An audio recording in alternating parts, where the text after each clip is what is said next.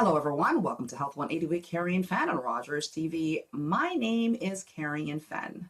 Mental health affects every one of us, whether personally, through a family member, friend, colleague, or someone in our community. Yet many people still struggles in silence and don't know where to begin when seeking help. Today we are joined by Fadiya Shaideen, from founder and director of Find Your Strength Therapy and Wellness, who's here to talk about mental health, reducing stigma, and recognizing the right time to seek help, and empowering community members of the public to discover their inner strength. We want to help you learn more, so let's learn together. Fadia, welcome to our show. Thank you so much, Carion. Thank you so much for having me today. Tell us a bit about yourself and why you became a social worker. I am a registered social worker and psychotherapist, and the founder, like you said, and CEO of Find Your Strength Therapy and Wellness in Pickering. And I have been working in the mental health field for over 15 years, Mhm. including my role in a hospital crisis setting where I have supported people through their most difficult moments of their lives. And I became a social worker because I've always been drawn to helping people feel seen, feel heard, understood, and just really supported. And what I've learned over the years is that everyone has strengths. We all do, even when they can't see them for themselves. So, being able to help someone rediscover their strengths and watch them rebuild their confidence, their hope, their resilience is one of the greatest privileges of my career. For viewers who may not be familiar with your organization, what is Find Your Strength Therapy and Wellness, and what inspired you to create it? Find Your Strength Therapy and Wellness is a multidisciplinary mental health and wellness clinic in Pickering. We provide psychotherapy for children, for teens, adults, couples, and families, Mhm. alongside occupational therapy, registered dietitian services, supports for ADHD and autism assessments, and workshops focused on overall well being. I I created Find Your Strength because I wanted people to have one place where they can receive compassionate, evidence-based support and care Mhm. that looks at the whole person, Mhm. not just their symptoms. Mhm. Because mental health, I really truly believe it just doesn't exist in isolation. So neither should treatment. So many people hear the word mental health every day, but what does good mental health actually mean to you? Good mental health doesn't mean feeling happy all of the time. Mhm. It means having the ability to experience the full range of emotions while still being able to cope with life's challenges. Mhm. It's about resilience, it's about how to manage stress, um, build healthy relationships, regulate emotions, Mhm. ask for help when needed, and really recover from difficult experiences. And just like physical health, mental health requires ongoing care and support. Mhm. What does find your strength means to you personally? To me, it means recognizing that strength isn't about never struggling. Mhm. Strength is having the courage to ask for help. Mhm. It's, finding the courage to heal, to hope, to keep going back and going after setbacks. Mm-hmm. to believe in yourself even when life feels difficult. So sometimes people come into therapy believing that they're broken. Mm-hmm. And my job isn't to give them strength, it's to help them really reconnect with the strength that they already have within themselves that's always been there. What are a few of the biggest misconception people still have about counseling or psychotherapy that you see out there? That's a good question. I think, one of the biggest misconceptions is that therapy is only for people who are in crisis Mm-hmm. or having a serious mental illness. Mm-hmm. And the reality, Carrion, is that therapy can benefit everybody Yeah. and anyone. It can help really improve relationships, build confidence, manage stress, Mm-hmm. process life's transitions, and really develop healthier coping strategies. And even another misconception is that therapy is just either talking or venting.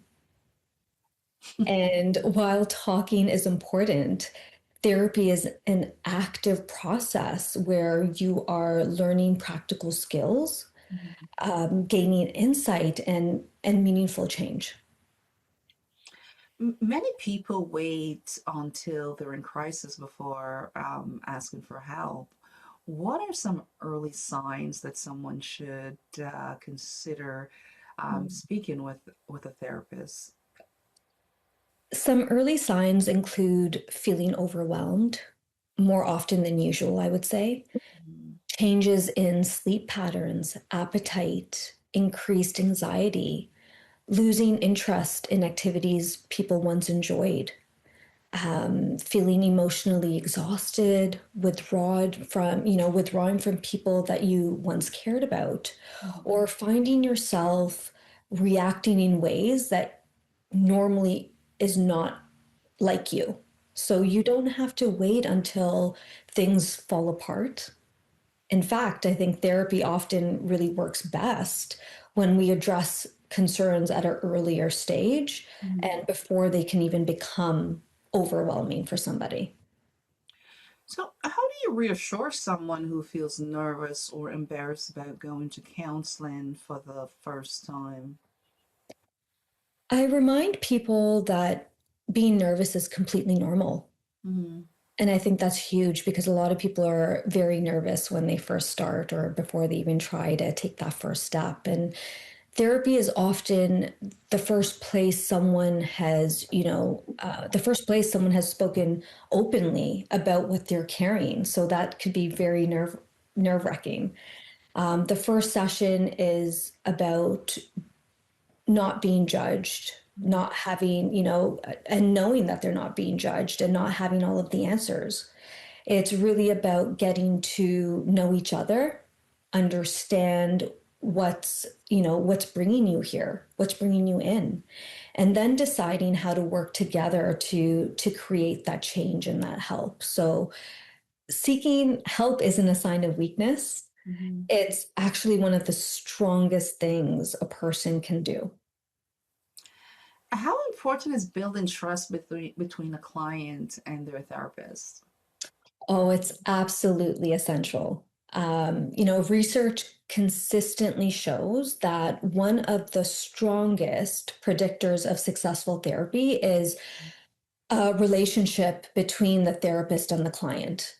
Mhm. So people heal when they feel safe, when they feel heard, when they feel accepted. Mhm. And before we can even work through difficult emotions or experiences, clients need to know that they're entering a space where they won't feel judged. Your practice supports children, teens, adults, couples, and families. Do mental health challenges look different at different stages of life? Oh, absolutely. I believe that mental health evolves throughout our lives. So children may express anxiety through behavior rather than words. Hmm. Teenagers often struggle with identity or social pressure or self esteem. And then we have the adults who may face workplace stressors, parenting stressors, financial pressures, even relationship challenges.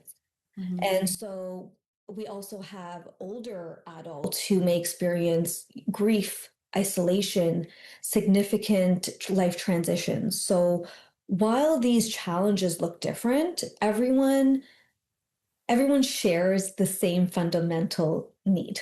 Mhm. And that's to feel understood, to feel connected, and to really feel supported.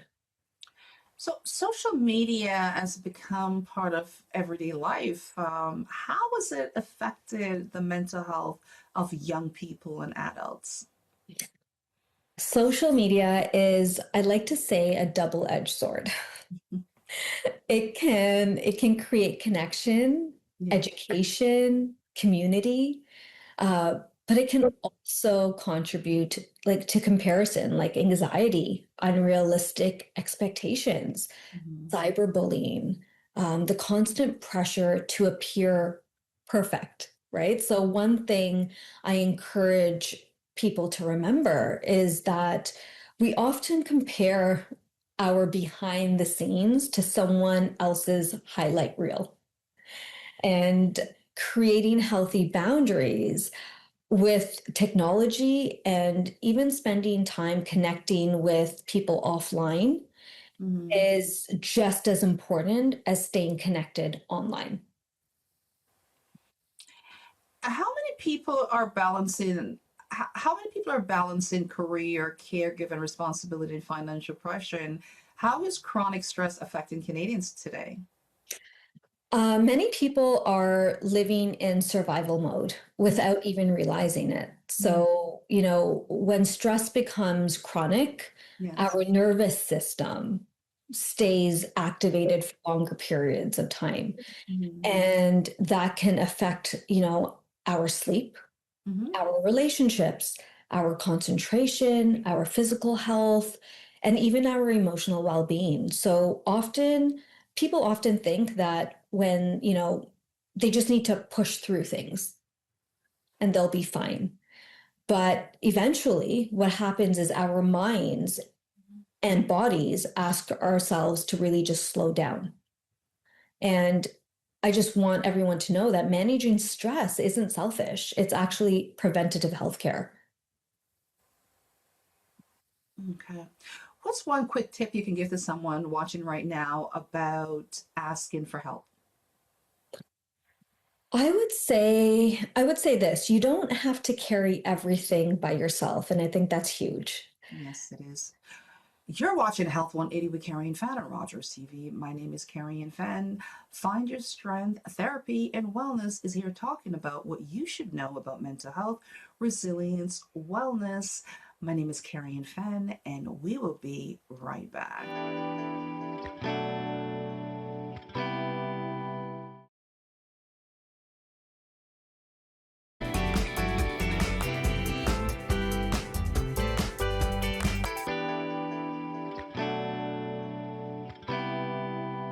Welcome back to Health 180 with Carrie and Fenn on Rogers TV. My name is Carrie and Fenn. We are continuing our conversation today on mental health, resilience, and wellness with founder of Find Your Strength Therapy and Wellness.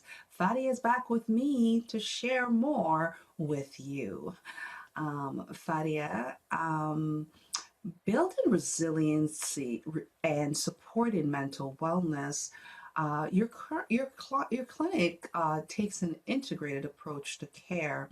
What does that mean, and why is it important? Well, an integrated approach means that we look at the whole person, Carrion. So not just one symptom or one diagnosis. Mhm. Mental health is connected to so many areas of our lives, including our physical health, nutrition, sleep, relationships, and even daily functioning. So at Find Your Strength Therapy and Wellness, we have a multidisciplinary team because healing often happens the best when we have professionals that work together. Mhm. Depression isn't always obvious. What are some signs family members should recognize? Depression isn't always someone crying Mm-hmm. or staying in bed all day. Mm-hmm. Sometimes it looks like irritability, Mm-hmm. withdrawing from family or friends, losing interest in hobbies that we once loved, Mm-hmm. changes in sleep, appetite, difficulty concentrating, um, or people just feeling not like themselves anymore. So if these changes last for several weeks or begin affecting someone's daily life, Mm-hmm. then it's really important to encourage a conversation or and even support them in seeking and taking that first step towards professional help. Okay.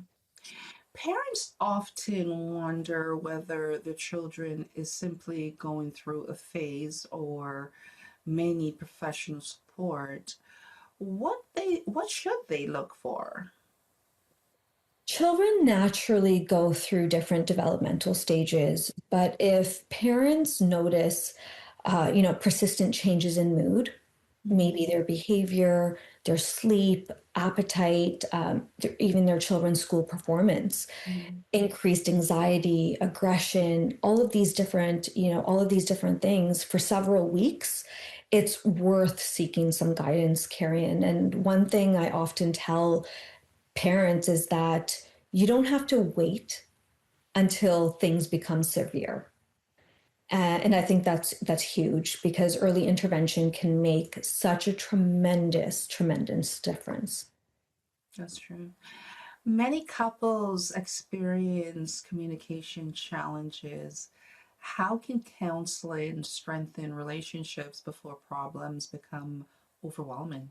Mm, that's a good one. I think one of the biggest myths is that couples counseling is only for relationships that are falling apart. And in reality, counseling helps couples build healthier communication, Mm-hmm. understand each other's perspectives better, manage conflict more effectively, and even strengthen emotional connection or connection before resentment even rebuilds. Mm-hmm. So, just like we maintain our physical health, Mm-hmm. our relationships can also benefit from regular care and love and attention. Yeah. So, for those in the workplace, how can employers create healthier workplaces that support mental wellness?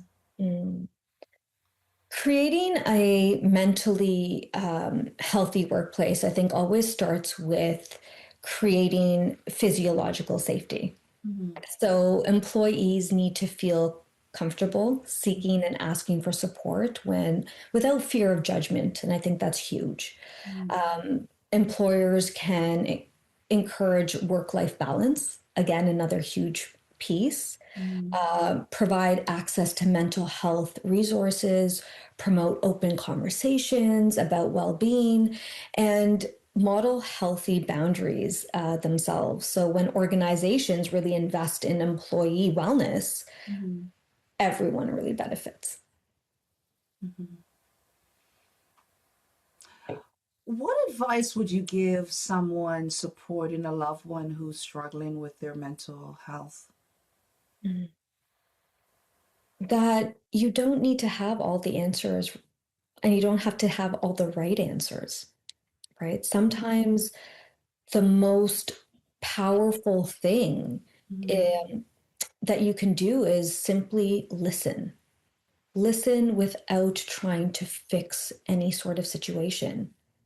Let them know that they're not alone. Mm-hmm. Encourage them to seek professional support if Mm-hmm. needed and to continue checking in on them because support doesn't mean carrying someone's struggles. It just really means walking alongside that individual. Mm-hmm. So I'm going to ask you this: have you seen, because everyone is going through so much now with cost of living, and many people are becoming homeless, and you see that turn into addiction, and there are families who are impacted, and there's also those on the street who are impacted, and it's a huge problem, both for the person who's on the street and both for the families on the street, and as well those who are trying to help the individuals on the street. For family members who are watching their family in that situation, unable to help them, is there something that you can, some advice that you can give into regards to coping with something like that? Yeah, absolutely. So, I mean, trauma can affect people for many years, Mm-hmm. right? And just like all of those situations you just mentioned, just to allow people to know that healing is always possible, Mm-hmm. right? And our brains and our nervous systems have an incredible capacity Mm-hmm. to change and recover. Mm-hmm. And healing doesn't necessarily mean forgetting what happened or forgetting people's situations and what they've lived and been through. Mm-hmm. It means learning how to move forward so that their experiences no longer control their life. Mm-hmm. Many people have experienced trauma. Um, can healing happen even years after difficult experiences, no matter how great it is? Oh, 100%. Like I said, I mean, healing doesn't necessarily mean forgetting our past and what happened before, right? I think it really just means learning how to move forward so that those experiences no longer control your life. And if we can learn and if we can help someone do that, Mhm. then they're going to be able to see that change is possible for sure. I'm going to ask you this because often we hear people say, forgiveness is for you, not for the other party, right? And I agree with that. But I think I heard not too long ago from a therapist um, in regards to that thought is that you should also hold people accountable by not forgiving them. So, like what I do now, I forgive the person because of me. Hmm. But for those that I know that have done things that they should be held accountable, I would not tell them that I forgive them. I'll let them think that I don't forgive them, but I forgive them because of me, but I would still let them feel like I didn't forgive them. Sometimes you want to forgive someone and sometimes you can't, just Yeah. depending on the situation, because every situation is just so different. And I guess how it affects you individually as a person really makes you think about your boundaries and what it is that you want to set for yourself and what you want to do moving forward. Yeah. It's a good point you said in regards to sometimes you can't because well, we run various in my charity, the Carion Fenn Foundation. We run various programs, and from general mental health and also systemic programs as well. And sometimes some people are just not ready to move on or forgive, right? That's And I right. think we have to make them feel that it's okay for them to not be ready to Exactly. forgive, so sometimes people let them feel bad for not being there or feeling that way, Yeah. so it was nice for you to hear you say that actually. Oh, uh, yeah. um, resilience is a word we hear often. Can resilience actually be learned? Absolutely. I truly believe that it can. Resilience is something that you're simply born with. Mm-hmm. It's something that we build over time through healthy coping skills, Carrion, supportive relationships, self-awareness, and really learning how to um, adapt difficult experiences. So every challenge we work through teaches us something about our own strength that we have within ourselves. Mm-hmm. Where can viewers learn more about Find Your Strength Therapy and Wellness and the resources available? Well, you can visit our website, Mhm. follow us on social media, or even contact the clinic directly. We regularly share free mental health education, practical coping strategies, information about our services for children, teens, adults, families, and couples. Mhm. So, whether someone is looking for therapy, assessments, or even wellness support, we are here to help. And what's your website? www.findyourstrength.ca. Amazing. Um, if someone watching today wants to begin their healing journey but feels overwhelmed, what's the first step you would recommend to them to take? I would say simply that I don't want you to wait until you're at your breaking point. Hmm. You deserve support long before life even feels unmanageable. So, asking for help is not a sign that you're weak. It's a sign that you're choosing yourself. It's a sign that you're choosing your health and your future. So, healing is possible. Yeah, you don't have to do this alone. What is one tip you can give to someone who's thinking about getting mental health support? There is so many services out there for someone who is willing to seek help, and the first step is really just being able to reach out and just be able to be themselves, and again just know that you don't have to come with all of the answers. Yes, that's important. That's all the time we have for today's episode of Health 180 with Carion Fenn. My name is Carion Fenn, and thank you to Fadiya for joining me, and thank you for joining. And remember, together we are stronger.